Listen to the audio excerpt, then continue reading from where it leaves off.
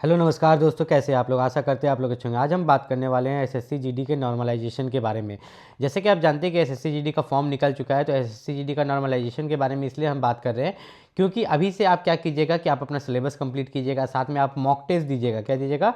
Mock test बहुत सारा, या प्रैक्टिस टेस्ट या previous year question paper solve कीजिएगा। तो जब आप ये कीजिएगा तो आपको ये चीज़ पता होना चाहिए कि जो नॉर्मलाइजेशन होता है, ठीक है, नॉर्मलाइजेशन क्या होता है, क्योंकि नॉर्मलाइजेशन आपको मदद करता है। कभी कभी आप देखिए कि आपका आंसर की में जो है नंबर जो है 160 में से आप देखिए कि आपको आ रहा है 130, लेकिन जब आपका मार्क्स आता है, ठीक है, जब आपका स्कोर कार्ड आता है तो उसमें आपको मिल रहा है 120, मतलब आपका 10 नंबर माइनस हो गया, 10 नंबर माइनस हो गया।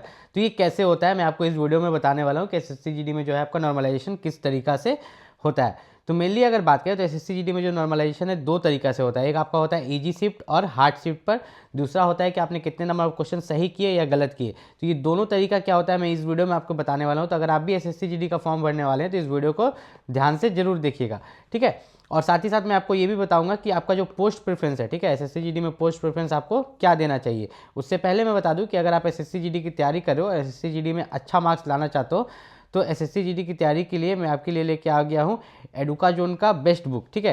एसएससी जीडी कांस्टेबल 2026 के लिए एडुका जोन का ये जो बेस्ट बुक है, इससे आप तैयारी कर सकते हो, जिसमें कि आपका 25 प्रैक्टिस सेट है, ठीक है, 3100 ऑब्जेक्टिव क्वेश्चन है, 4 सॉल्व क्वेश्चन पेपर है। इसमें अगर आप नीचे चलिएगा तो इसमें आप देख सकते हो कि इसी ने पूरा सिलेबस कवर किया है। साथ ही साथ आपको इसमें solved previous year question paper मिलेगा, उसके साथ साथ आपको 25 प्रैक्टिस सेट मिलेगा।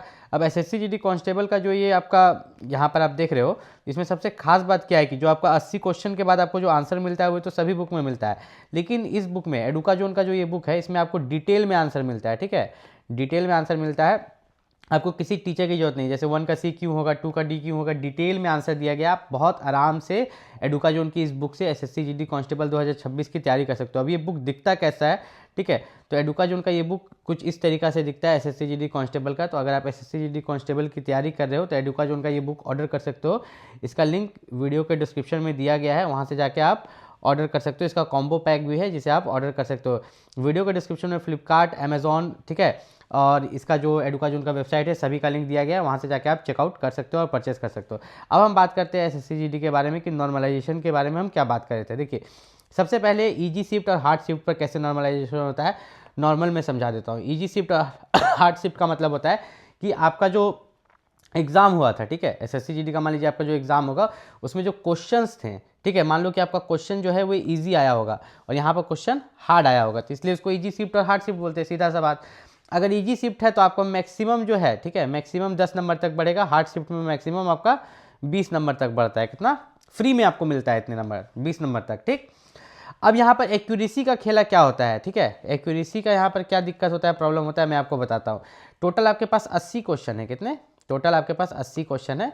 तो 80 क्वेश्चन में से मान लीजिए कि आपने पूरा 80 क्वेश्चन बना दिया। अब इसमें जो है आपके 30 क्वेश्चन गलत हो गए। 30 क्वेश्चन क्या हो गए?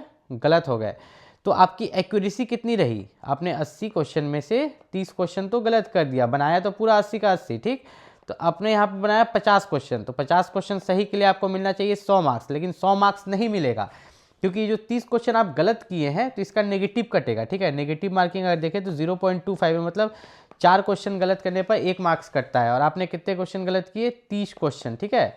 आपने यहाँ पर लगभग 30 क्वेश्चन गलत किए हैं, तो लगभग आपके 7.5 नंबर यहाँ पर कट जाएंगे, ठीक है। 7 मार्क्स आपका यहाँ पर जो है लगभग कट जाएगा, क्योंकि 4 क्वेश्चन पर आपका देखिए अगर एक जा रहा है यहाँ पर, 1 मार्क्स यहाँ पर आप गलत करो, तो यहाँ पर आपने 30 क्वेश्चन गलत किए हैं, तो लगभग यहाँ पर मान के चलो कि आपके 2 इधर हो गए, ठीक है, फिर जाके 2 मार्क्स इधर, 1 2 3 4 5 6, लगभग 7 नंबर, ठीक है, 7.5, लेकिन हम 7 लेके चलते हैं।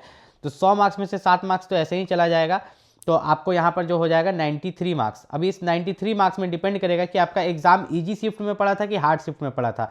अगर इजी शिफ्ट में पड़ा था, ठीक है, तो इसमें आपको 5 नंबर मिलेगा। अगर हार्ड शिफ्ट में पड़ा था तो इसमें 8 से लेके 10 नंबर तक मिलेगा। आप बोलेंगे, अब आप बोलिएगा कि सर आप तो बोले थे कि बेसी नंबर मिलेगा, 20 नंबर तक मिलेगा हार्ड शिफ्ट में, इजी शिफ्ट में 10 नंबर तक। आपने 30 गलती भी तो किया है, देखिए 30 गलत भी तो किया है, मतलब आपका एक्यूरेसी सही नहीं था, और एक्यूरेसी देखा जाता है, ठीक है, नॉर्मलाइजेशन करते समय। अब कोई बच्चा जो है 80 क्वेश्चन में से मान के चलिए कि वो बनाता है, कितना पता है, 85 क्वेश्चन अटेम्प्ट करता है, ठीक है। उसका इस बार अटेम्प्ट जो है, ध्यान से देखिएगा यहाँ पर, इसे हम हटा देते हैं, ठीक है। मान लीजिए टोटल क्वेश्चन तो आपको पता है कि 80 क्वेश्चन है। अब बच्चा का अटेम्प्ट की बात करते हैं तो अटेम्प्ट करता है बेचारा 85 क्वेश्चन और 50 का 50 क्वेश्चन सही हो जाता है इसका, तो इसको मिलना चाहिए 50 गुना 2 100 मार्क्स, ठीक है, ठीक है। लेकिन अब यहाँ पर क्या है कि इसका कोई गलत तो नहीं हुआ, नेगेटिव कटेगा नहीं। अब नॉर्मलाइजेशन की बात करते हैं। नॉर्मलाइजेशन क्या देखता है, ठीक है, पहले तो इसने एक्यूरेसी देखा कि अच्छा 50 क्वेश्चन में 50 क्वेश्चन सही किया, चलो अब इजी या हार्ड शिफ्ट देखे, क्वेश्चन इजी आया था कि हार्ड। अगर क्वेश्चन इजी आया था तो इसे मिलेगा 10 नंबर तक एक्स्ट्रा, और हार्ड आया था तो इसे मिलेगा 20 नंबर, 15 से 20 नंबर तक, ठीक है। एग्जैक्ट नहीं कि 20 ही मिल सकता है, इसको आप लेके चल सकते हो कि 15 से 20, ठीक है। तो यहाँ पर अगर देखें तो इसको 100 मार्क्स की जगह इजी शिफ्ट में कितना मिल जाएगा, लगभग 110, ठीक है।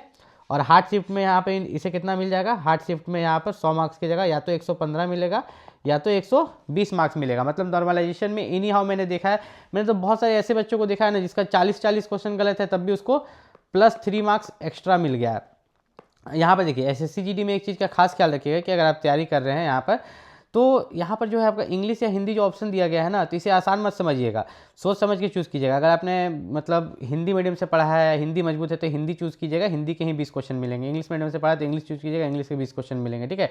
ऐसे नहीं कि आन शान में चूज़ कर लिए कि नहीं हम इंग्लिश बना ही लेंगे, ऐसा नहीं करना है, ठीक है, क्योंकि इसमें आपको ज़्यादा से ज़्यादा स्कोर करना है।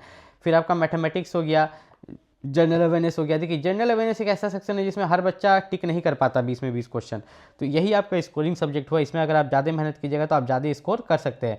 अब एसएससी जीडी में यहाँ पर बात करें फिजिकल के बारे में, तो फिजिकल आपको पता ही है कि 5 किलोमीटर 24 मिनट में होता है मेल के लिए, फीमेल के लिए 1.6 किलोमीटर यहाँ पर 8.5 मिनट में। लद्दाख रीजन के लिए थोड़ा यहाँ पर अलग है, ठीक है।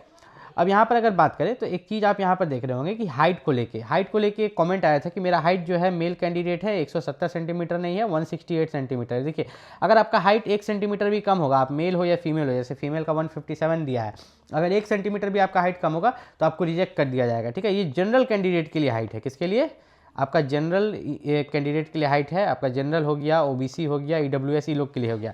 अब एसटी कैटेगरी को जो होता है शेड्यूल्ड ट्राइब्स जिन्हें बोलते हैं, उन्हें हाइट में छूट मिलता है। मेल कैंडिडेट को 162 सेंटीमीटर, फीमेल को 150 सेंटीमीटर, ठीक है। और फिर जो आपके आते हैं यहाँ पर शेड्यूल्ड ट्राइब जो आते हैं एसटी कैंडिडेट नॉर्थ ईस्ट के, उन्हें भी छूट मिलता है। यहाँ पर उससे भी ज़्यादा छूट मिलता है, मेल को 157, फीमेल को 147। यहाँ पर देखिए मैं दिखा रहा हूँ कि किस कैटेगरी को हाइट में कितना छूट मिलता है। ये मेल के लिए है, ये फीमेल के लिए है, आप इसका स्क्रीनशॉट ले लीजिए, देख लीजिए ध्यान से, ठीक है।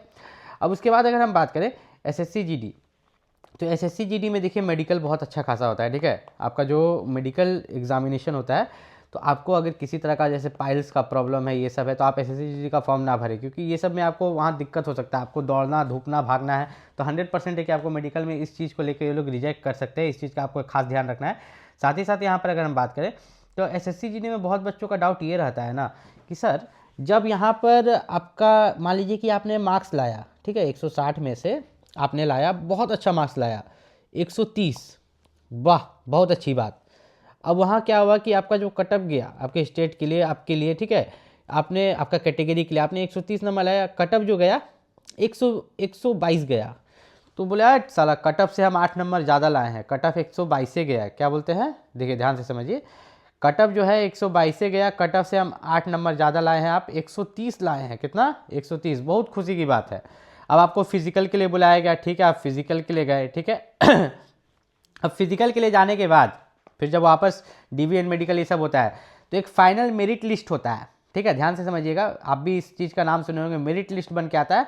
अब मेरिट लिस्ट में आपका नाम इसलिए नहीं आता है क्योंकि मेरिट लिस्ट में जो कटअफ है वो बढ़ जाता है, ठीक है, 130 से वो कितना हो जाता है, सॉरी कटअफ जो है आपका 122 गया था, 122 से कटअफ कितना हो जाता है, सीधा 132 हो जाता है। अब आपने लाया था 130, सोचिए आप 130 नंबर लाए थे, कटअप से 8 नंबर ज़्यादा, बाद में मेरिट लिस्ट में कटअप को बढ़ा के 132 कर दिया, मतलब आपके मार्क्स से भी ज़्यादा, और यहीं पर आप रिजेक्ट हो जाते हैं। बहुत सारा बच्चा बोलता है ना मेरा थोड़ा सा मार्क्स से एसएससी जीडी छूट गया, मेरा थोड़ा सा मार्क्स से, ठीक है, तो वो बेचारा सच बोलता है, ठीक है, वो बेचारा यहाँ पर सच बोलता है। तो अगर आप एसएससी जीडी की तैयारी करें तो इस चैनल को जरूर सब्सक्राइब कर लीजिएगा, आपको हर एक अपडेट इस चैनल पर मिलते रहेगा। मिलते हैं अगले वीडियो में, तब तक के लिए नमस्कार।